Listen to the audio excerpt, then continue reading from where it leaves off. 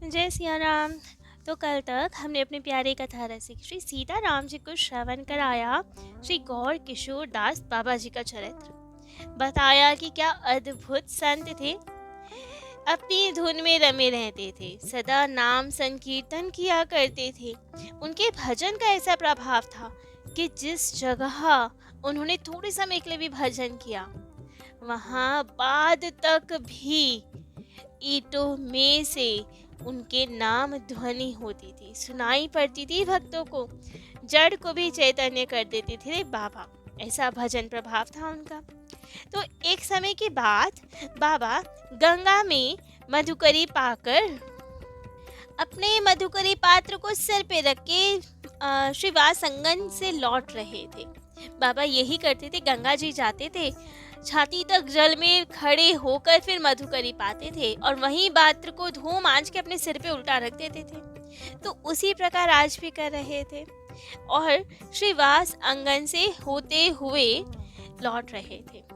उसी समय फांसी तला घाट की तरफ से दो बाबा जी आ रहे थे, बड़े ही मधुर स्वर में एक तार बजाते हुए हरे कृष्ण का नाम संकीर्तन कर रहे थे।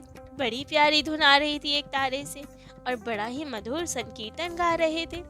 अब बाबा उन्हें देख के मंत्रमुग्ध हुए जा रहे, लेकिन तभी वो दोनों बाबा जी गौर किशोर दास बाबा जी के निकट आए और उनमें से एक ने बाबा जी से पूछ लिया, बाबा आपका अखाड़ा कहाँ है? अर्थात आप साधु हैं तो सब साधुओं का अखाड़ा होता है, तो आपका अखाड़ा कहाँ है? अब ये बात सुनते ही तो बाबा को क्रोध आ गया। क्रोध में अपने मधुकरी पात्र को उठा लिया, उन्होंने सर से हटाया और गाली देते हुए उन बाबा जी को बोला, नाम सुना रहे थे, आनंद में अधीर हो रहा था, मैं सोच रहा था कि आप लोगों को क्या दे दूं इतना मधुर नाम सुनाने के, मेरे अखाड़े से तुझे क्या है रे? अब इतना गुस्सा हो देखा तो वो दोनों बाबा जी तो चले गए वहां से डर के मारे। बाबा को बड़ा खराब लगा था। समस्या अखाड़ा पूछने से नहीं थी, बाबा को समस्या थी कि वो उस आनंद लहर में विक्षेप पड़ गया था प्रश्न पूछने से। अच्छा खासा नाम सुन रहे थे, आके बातचीत करने लगे तो विक्षेप हो गया बाबा को, इसलिए क्रोध आ गया। बाबा किसी को आसानी से अपना शिष्य नहीं बनाते थे, वे तो ऐसे किसी भी व्यक्ति के हाथ बड़ी ही मुश्किल से आते थे जो इस उद्देश्य से बाबा के पास आए, अर्थात दीक्षा के उद्देश्य से बाबा के पास आए। एक थे श्री केदारनाथ भक्त विनोद ठाकुर जी, जो बहुत स्नेह करते थे आपसे। वे एक अवकाश प्राप्त मजिस्ट्रेट और गृहस्थ भक्त थे।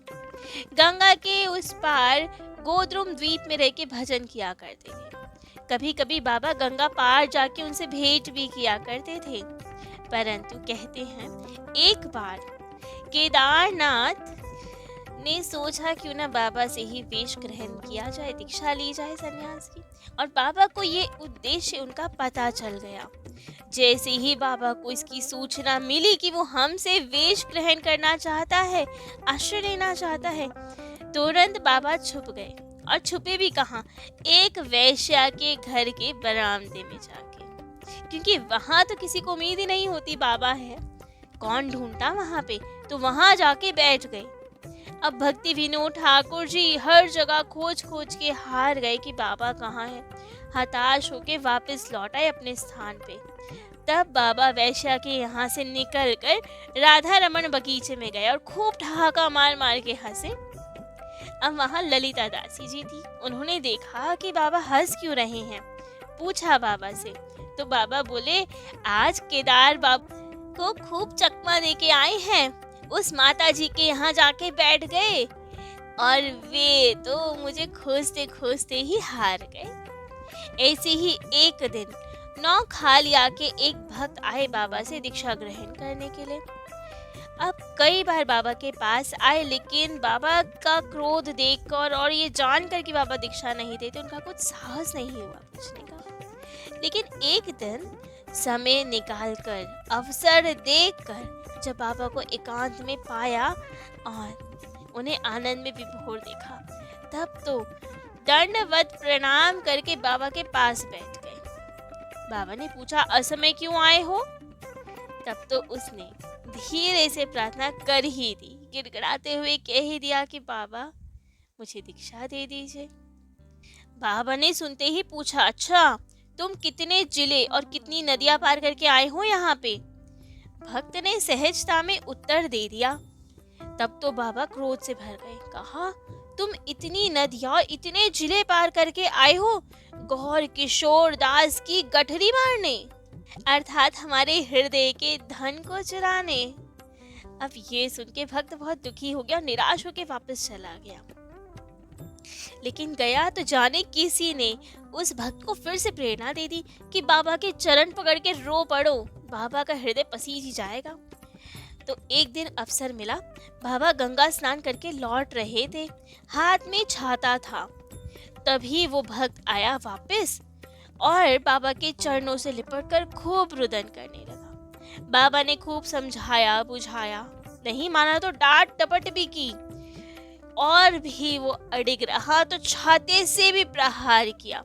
बहुत चेष्टा की उसको भगाने की, लेकिन वो भक्त तो अब टस से मस न हुआ।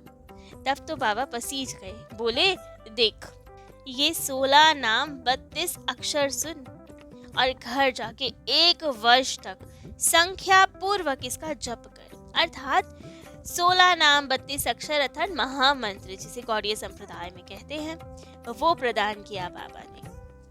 और संख्या पूर्वक जप करने का कहा 1 वर्ष के भीतर यदि तुझे ईष्ट प्राप्ति नहीं होती तो मेरे पास पुनः आना। और इतना कह के वो महानाम प्रदान करके भेज दिया उस भक्त को। बाबा कहते थे सदा कि हमेशा एकमात्र नाम का आश्रय लेना चाहिए, लीला स्मरण ये सब नहीं करना चाहिए, इसका निषेध करते थे, क्योंकि वे कहते थे नाम अक्षर के स्मरण द्वारा लीला अपने आप दिखाई देने लगेगी। जीवन का एक क्षण भी नाम के बिना नहीं जाए, इस बात पे बल देते थे बाबा। बीच में कोई विषय वार्ता का या चिंतन आ भी जाए, कोई ध्यान इधर उधर भटक भी जाए, तो उच्च स्वर से नाम करने को कहते थे, जिससे पुनः ध्यान नाम पे केंद्रित हो जाए। बाबा को नवद्वीप में कहाँ कहाँ संकीर्तन हो रहा होता था, सबकी खबर रहती थी अपने घर बैठे ही, और सबकी चिंता भी रहती थी। एक बार त्रिपुरा के सकंठ गायक काशी बाबूजी आए थे बाबा के दर्शन करने। अब जैसे ही बाबू ने दर्शन किए तो बाबा ने कहा, बाबू महाराज आप शीघ्र महाप्रभु के मंदिर चले जाइए, महाप्रभु आपका कीर्तन सुनने के लिए इंतजार कर रहे हैं। जैसे ही बाबा की बात मान के वे गए तो देखा सच में बहुत सारे भक्त वहाँ बाबा की आस लगाए बैठे थे कि काशी बाबू यहाँ आए तो कीर्तन करें हम। ऐसे ही एक बार अगरतला निवासी श्री हरेंद्र कुमार सेन आए बाबा के पास, और उनके साथ थे वकील अश्विन भट्टाचार्य जी। दोनों गए और बाबा से दीक्षा के लिए प्रार्थना करने लगे। बाबा ने बहुत उपेक्षा की, कह दिया दीक्षा का अधिकार केवल गोस्वामी गणों को है, जाके उनसे दीक्षा लो। लेकिन ये दोनों बहुत पीछे पड़ गए बाबा के। तब बाबा ने कहा, अच्छा श्रीमन महाप्रभु से प्रार्थना करो, मैं भी प्रार्थना करूंगा। लेकिन जाने महाप्रभु की क्या इच्छा थी, कौन सी प्रेरणा दी महाप्रभु ने बाबा को कि एक दिन बाबा ने अपनी ओर से दीन बंधु दास को भेजा और हरेंद्र कुमार जी को बुलाया। कहा कि कल महाप्रभु ने मुझे आदेश दिया है कि आप लोगों को मंत्र दीक्षा दे दूं। तब बाबा ने उन दोनों को कान में मंत्र दिया, लेकिन सतर्क किया, कहा देखो इसमें मेरा कुछ नहीं है, मालिक तो श्रीमन महाप्रभु है, उन्होंने ही मंत्र दिया है ऐसा जानना। हरेंद्र कुमार ने गुरु प्रणाली से रिलेटेड प्रश्न किया कि कौन सी गुरु प्रणाली है, क्या है परंपरा। तो बोले श्री भगवान की अनंत रूप है, कल्पना द्वारा उन्हें जानना संभव नहीं है। नाम करते करते नाम अक्षरों में ही उनके स्वरूप का प्रकाश अपने आप हो जाता है, अपने स्वरूप की उपलब्धि हो जाती है, साथ ही साथ उनकी सेवा का स्फुरन भी होता है। बाबा अपने आप को कभी गुरु स्वरूप में देखते ही नहीं थे, उनमें वो गुरु वाला अभिमान था ही नहीं। अपने शिष्यों के प्रति भी वे सेवा भाव ही रखते थे। ऐसा पता चला उनके एक पत्र से जो बाबा ने हरीन बाबू को लिखा था। पत्र में बाबा ने लिखा, आप लोग हैं सेवक श्री कृष्ण चैतन्य महाप्रभु के और आपका सेवक मैं हूँ। मेरा नाम आप लोगों ने ही रखा है श्री गौर किशोर दास। तो इसका ध्यान रखना कि आप लोगों द्वारा रखे नाम में किसी प्रकार का कलंक ना लगे। अर्थात आप लोग कभी कोई ऐसा कार्य ना करना जिससे आपके गुरु का नाम कलंकित हो जाए। आप लोगों को महाप्रभु ने जो श्री कृष्ण चैतन्य नाम और 16 अक्षर वाला नाम मंत्र प्रदान किया है, उसे बड़े बड़े अक्षरों में एक कागज पे लिख के सामने रख लेना और उसे देखते देखते ही जप करना। माया के इस ब्रह्मांड में किसी वस्तु पे दृष्टि ना जाए, ध्यान सारा उन्हीं नामों में हो।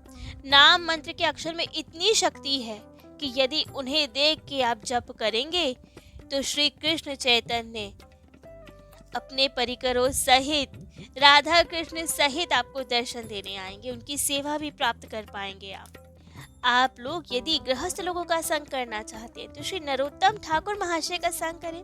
यदि वैरागी वैष्णवों का संग करना चाहते हैं तो अष्ट गोस्वामियों का संग करें, अर्थात रूप सनातन जी, रघुनाथ भट्ट जी, जीव गोस्वामी जी, गोपाल भट्ट गोस्वामी जी, रघुनाथ दास गोस्वामी जी, लोकनाथ गोस्वामी जी, कृष्णदास गोस्वामी जी।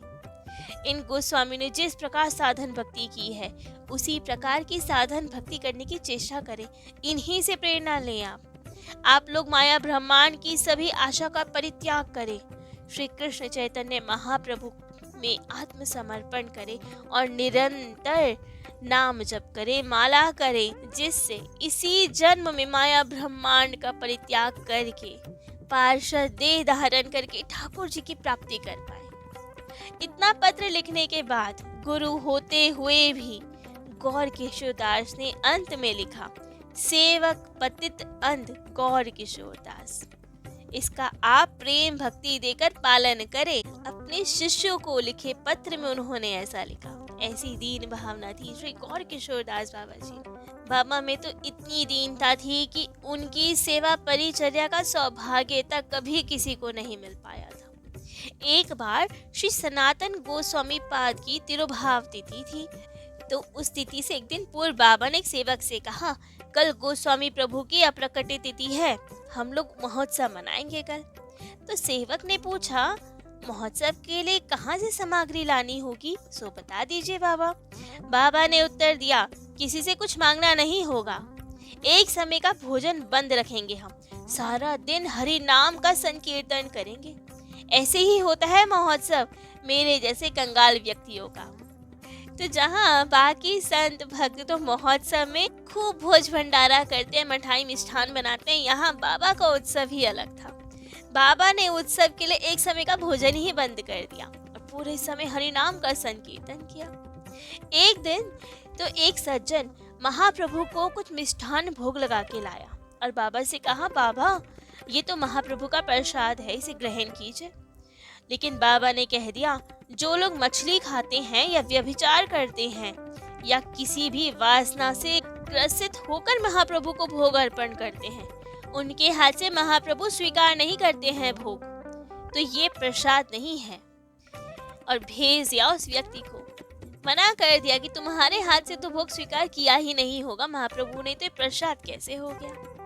बाबा महाराज माया और उसके विभिन्न रूपों से सतर्क रहते थे और दूसरे लोगों को भी सतर्क रहने का उपदेश देते थे। एक बार उन्होंने कुछ भात भोग लगाया था और भोग लगा के हांडियों में ही छोड़ दिया था भोग। एक सांप हंडिया के पास से होकर निकला और दूर से एक स्त्री ने सांप को जाते हुए देख लिया। जब बाबा प्रसाद पाने बैठे तो स्त्री बाबा के निकट आई और बोली, बाबा अभी यहाँ से सांप गया है, और सांप की बात करने लगी। बाबा बोले, तुम यहाँ से चली जाओ, तब मैं प्रसाद ग्रहण करूँगा। अब स्त्री चली गई और बाबा ने सबको बताया, कहा देखो माया का कार्य है। जिस तरह सहानुभूति के छल से धीरे धीरे प्रवेश करना चाहती है माया किसी भी रूप में आ सकती है, कैसे भी आप पे अधिकार जमाना चाह सकती है। माया बहुरूपिणी है, जीवों को हरि भजन में बाधा देने के लिए अलग अलग तरह से आके चेष्टा करती है माया। दूर रहना चाहिए हमें माया से। एक बार तो एक भजन निष्ठ डॉक्टर आए नवद्वीप में और बाबा से कहा कि बाबा, अब मैं नवद्वीप वासियों की चिकित्सा मुफ्त करना चाहता हूँ और ऐसे ही अब सदा के लिए नवद्वीप में रहना चाहता हूँ। लेकिन बाबा ने कहा, यदि नवद्वीप में आप वास करना चाहते हो तो विषय लोगों की बिना मूल्य की चिकित्सा करके उनके विषय भोग में और सहायक ना बनो, वरना ये सेवा बंधन कारक हो जाएगी। जो लोग सच में भजन करते हैं केवल उन्हीं की सेवा करनी चाहिए। उनकी सेवा छोड़कर यदि किसी भी तरह की आप सेवा करेंगे तो वो बंधन का कार्य बन जाएगी, मोह माया जकड़ लेगी आपको। ऐसे ही बाबा खूब भजन करते और सबको सदुपदेश देते, भजन में लगाते। और ऐसे ही एक दिन भजन करते करते सन 1915 कार्तिक देव उठनी एकादशी के दिन बाबा ने नित्य लीला में प्रवेश किया, इस धराधाम को छोड़ दिया और दिव्य गोलोक की ओर प्रस्थान किया। तो आज बाबा जी का ये दिव्य चरित्र तो यहीं विश्राम देते हैं। कल अपने प्यारे कथा रसिक श्री सीताराम जी को उनके अनेक इन्हीं दिव्य प्यारे भक्त का चरित्र श्रवण कराएंगे। आज के लिए इतना ही। जय जय श्री सीताराम।